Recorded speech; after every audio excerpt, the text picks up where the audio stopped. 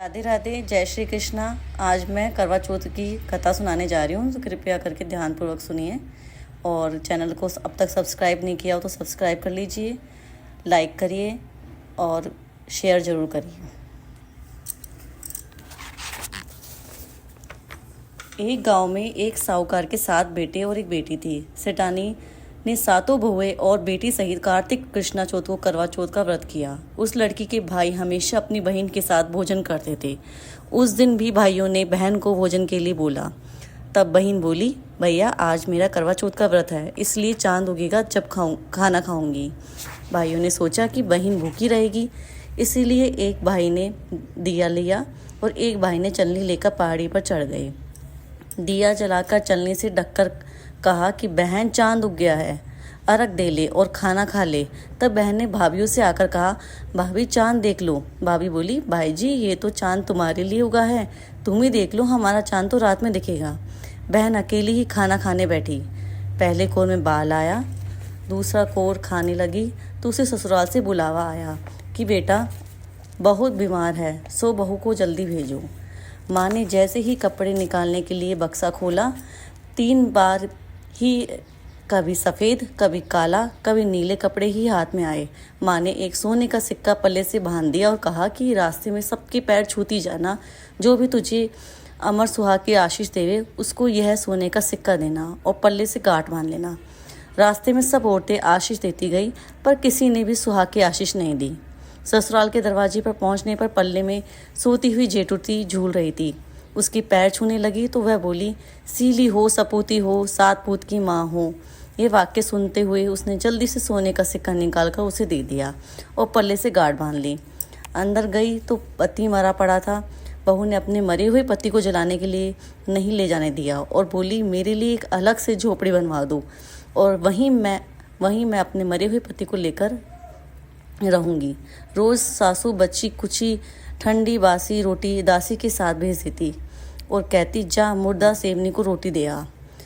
थोड़े दिन बाद माँ की तिल चौथ आई और बोली, करवा पिला तू करवा पिला, भाइयों की प्यारी करवा ले, दिन में चांद देखने वाली करवा पिला। जब वो बोली, हे चौथ माता, मेरा उजड़ा हुआ सुहाग तो आपको ही बनाना पड़ेगा, मेरे पति को जिंदा करना पड़ेगा, मुझे मेरी गलती का पश्चाताप है, मैं आपसे माफ़ी मांगती हूँ। तब चौथ माता बोली, मेरे से बड़ी बैसाखी चौथ आएगी, वो तुझे सुहाग देगी।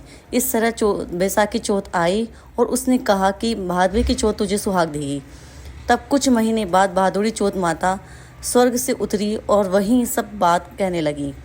तब उसने चौथ माता के पांव पकड़ लिए। चौथ माता बोली कि तेरे ऊपर सबसे बड़ी कार्तिक की करवा चौथ माता है, वही नाराज हुई है। यदि तूने उसके पैर छोड़ दिए तो फिर कोई भी तेरे पति को जिंदा नहीं कर सकता। कार्तिक का महीना आया, स्वर्ग से चौथ माता उतरी।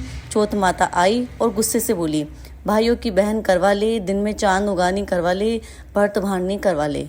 साहूकार की बेटी ने चौथ माता के पैर पकड़ लिए। वह विलाप करने लगी, हे चौथ माता, मैं ना समझती, मुझे इतना बड़ा दंड मत देवो। तब चौथ माता बोली, मेरे पैर क्यों पकड़ कर बैठी है? तब वह बोली, मेरी बिगड़ी आपको बनानी ही पड़ेगी, मुझे सुहाग देना ही पड़ेगा, क्योंकि आप सब जग की माता है और सबकी इच्छा पूरी करने वाली है। तब चौथ माता खुश हुई और उसे अमर सुहाग का आशीर्वाद दिया। इतने में उसका पति बैठा हो गया और बोलने लगा, मुझे बहुत नींद आई। वह बोली, मुझे तो 12 महीने हो गए, मुझे तो चौथ माता ने सुहाग दिया है। तब पति बोला कि चौथ माता का विधि विधान से उज्जमन करो। उधर ननद रोटी देने आई तो उसने 2 जने की बोलने की आवाज़ सुनी तो उसने अपनी माँ को जाकर बोली कि भाभी तो पता नहीं किससे बात कर रही है।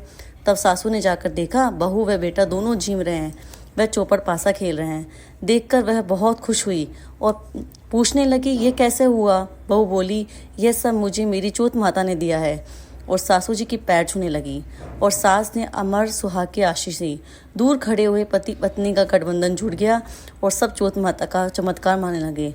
चौथ माता का व्रत पुरुष की पत्नी, बेटे की माँ सभी को करना चाहिए।